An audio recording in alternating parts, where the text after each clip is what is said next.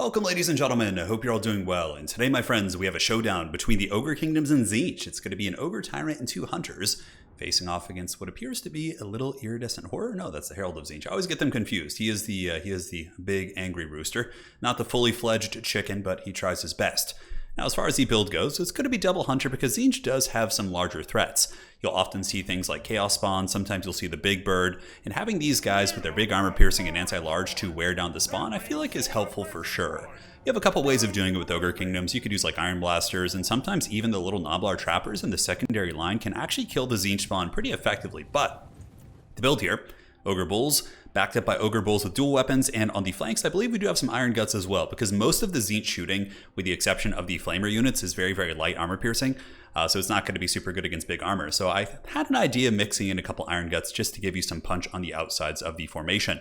Now on the other side, it's going to be more Iron Guts, each side backed up by Noblars as well. Saber Tusks are very good at backline diving unit. I actually feel like Saber Tusks are a little bit undercosted. Like, you're paying like 700 for Corn Dogs, which are a very good unit. Like, and Corn Dogs are better than Saber Tusks, but they're not that much worse than Corn Dogs, and they only cost like 500. I feel like they're a pretty good bargain. Now we do have two Gorgers, so they're going to be overloading this side, although I don't have Scrag in this build, so it's not like they're going to be getting the crazy healing. And of course, this was played on Anticity's Ladder, so we do have the restrictions of tournaments, which only allow maximum of two Gorgers. Now for the forces of Tzeentch, it is going to be a Herald of Tzeentch up in the sky. Front line's going to be Forsaken, backed up by Spawn, which is a really good combo because these guys have armor sundering, so they really allow the 63 weapon strength of each Forsaken model, which is pretty crazy if you really look at it, to shine incredibly well, because you lower down the armor of the Ogre Bulls to basically 0. The big Iron Guts are going to be brought down to 60. It's a pretty sweet combo for sure. In the backfield, we have shooting. Blue Horrors are really good. You don't really need to mess with Pink Horrors in this matchup because they have enough ammo.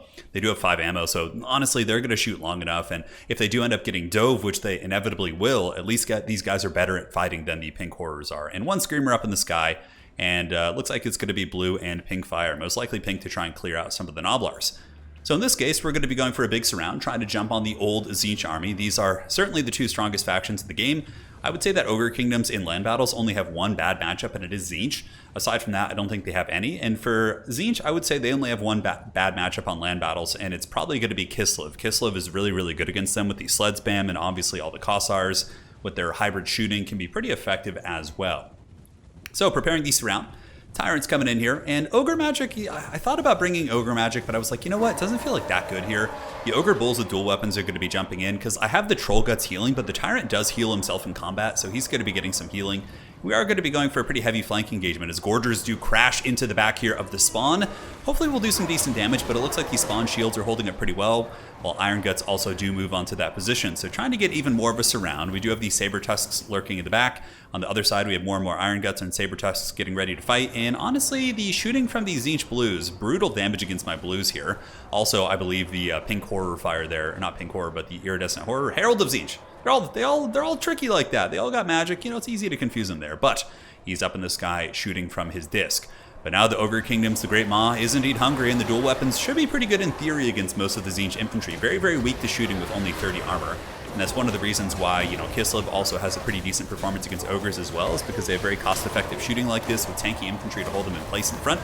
But the Ogres definitely getting hammered pretty hard here, although in the back it's about to get a little bit crazy as some Iron Guts finally do find a good engagement and will be jumping on Forsaken. So in theory, the Iron Guts should be a hard counter against Forsaken, but since my opponent did a pretty good job here, using the Chaos Spawn to sunder their armor down to 60, suddenly Forsaken are exponentially better against those units. And again, going to be trying to sandwich while we do have some dreaded tactical reserves here in the back. The Saber Tusks lurking in the bushes. You know, they're like seeing it's not going too great. They're like, you know what, maybe we just hang out and kind of go on a little bit of vacation, see where it goes from here. Now, Tyrant's holding on like a champ. He's been getting hit with blue fires the entire game, but like I said, he does heal in combat, which is very, very good. We do have access to the Butcher ability as well, and there his Thunder Mace, I think it's what it's called. He has like this nice AoE, and the Hunters do also have Bombardment ability. So the Hunters dropping their bombardments down the ranks of the Blue Horrors, and also I've been using the Hunters the entire game to go after some of the big boys, some of the Spawn of Tzeentch here in the front. That's what they were doing, but with the infantry support buckling, it's going to be forcing my boys back here while the Ogres continue to work on the flanks, going after the Forsaken of Tzeentch. And Iron Guts, I'm pretty happy with their performance so far. Probably not like crazy value by any stretch, but they're still alive, which is more than you can say for most of my Ogre army. So yeah, Iron Guts still fighting here. We have Iron Guts fighting here. Spawn are getting a little bit low, and the two Hunters are going to kind of drift around and try and help in this engagement, which is going to be a little bit better for them. Meanwhile, the Tyrant fights down to the pits, battling against the Spawn and Forsaken, but this combo seems to be really good. The Forsaken backed up by the Spawn, really nasty stuff. Now we do get the Saber Tusks moving in, not going to be super effective against armor, but still, I needed to support my Tyrant a little bit. One unit of the Gorgers on deathbed basically, and so too is the other one. And this is all pretty much from the blue fire shooting. Over the course of the game, my opponent has been using the blue fire, putting them in guard mode, and then shooting into my forces, just to get massive value. Now here the Iron Guts are on the move, and I know my army's been a little bit spread out over the course of the match, so I'm trying to just unify my army here, hoping that he's running a little bit low on ammo, and here comes another volley from the Hunter Bombardment. It does tickle the pickle of the shields, but the problem with these blues is now their shield is just going to regen, and that ability will more or less be worthless unless the Saber Tusks can get in and actually do some HP damage. Now it looks like they might. Able to jump on these units. The angry paws of these, I don't know, yeah, Saber Tusks. I was going to say wolves or bears or whatever the hell they are, but yeah, they're doing their best. Cats, yes. Will be tearing through the blues to an extent. The two hunters moving across, going to be hunting down the Spawn of Tzeentch, trying to drop some shots. Another horn goes down there from the Tyrant, the big AoE Thunder Mace, getting a little bit danger low, and our Gorger count is looking very thin, and honestly, just our army is in general. We have some Noblars back here, and the Tzeentch army is like taking some damage, but these blues are going to regenerate about 1400 HP. These ones will regenerate another 1000 HP. The amount of healing that Tzeentch has is pretty insane for sure. Ogres and Tzeentch definitely deserve each other in these battles. They might as well. In every tournament, we should just make Ogres and Tzeentch play each other every game. They're both very strong.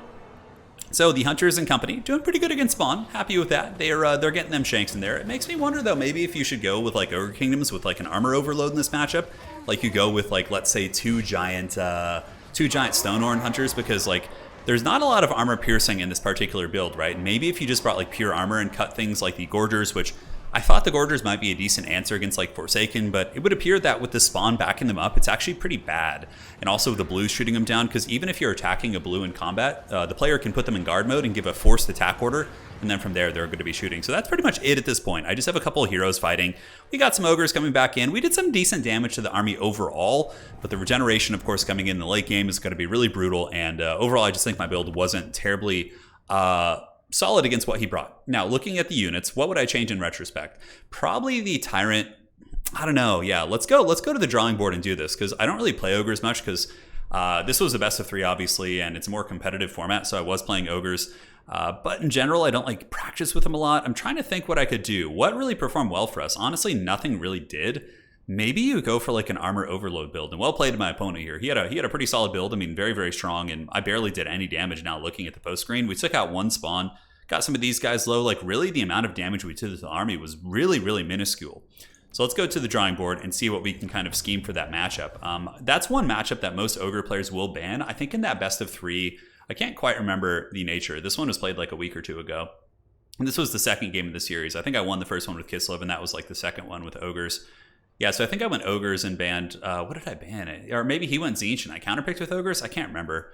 But nonetheless, let's see what we would do. Scrag is a little bit vulnerable with his light armor. The reason why I like the Tyrant is because he's got 90 armor and he heals, so he's pretty independent, so maybe we go that way. Cut these abilities, keep the healing ability like he did last the entire time. Thunder Mace seemed like an okay item as well.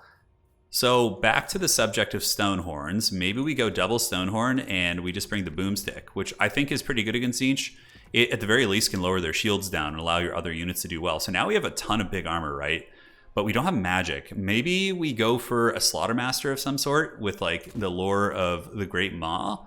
What would we use here? Probably Bone Crusher is pretty good. And then we could also get the Toothcracker and Troll Guts. Belly Slapper, we don't really need melee attack. You know, what Tzeentch has isn't like that scary. So extra ingredients we'll keep. This heals in combat, and we can cut that ability as well. So maybe just spamming these, like the 2 defensive abilities could be pretty good. Now, as far as armor goes, are we just going to like blitz with Ogres? Oh, maybe we play with Noblar Scrap Launchers. Something like this. Okay, this build's getting a little bit funky. So we got 5 Noblar Trappers. Hopefully they can kill the Spawn with their shooting, which actually does a surprising amount of damage. These guys are designed against the blues. And now we need some sort of an infantry wall. So we could just go with like basic Ogre Bulls just to get like bodies out there. Huh. It's kind of an interesting idea. I'd really be curious to try it. Ogres, like, so many people just play with Gorgers and Iron Blasters that they don't really experiment with the other aspects of the roster, but I do feel like there's something here, and maybe just like more chaff. We could cut you, get a couple more chaff units, and then just like throw chevrons here, and like, yeah, now you have a bunch of like cheap chaff to just throw their way and absorb the firepower. And then you have Ogre Bulls, you have anti-large via these guys. and the trappers can shoot. I actually like this build. Might be kind of cool. So give it a try. Let me know what you guys think, and appreciate you all. We'll see you next time, and take care of yourselves.